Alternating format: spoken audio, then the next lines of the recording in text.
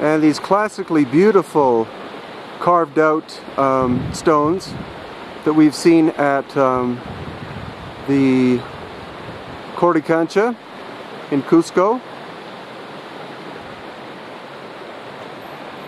And all of these wonderful carved niches and some kind of ancient temple with these amazingly cut blocks that is in complete ruin.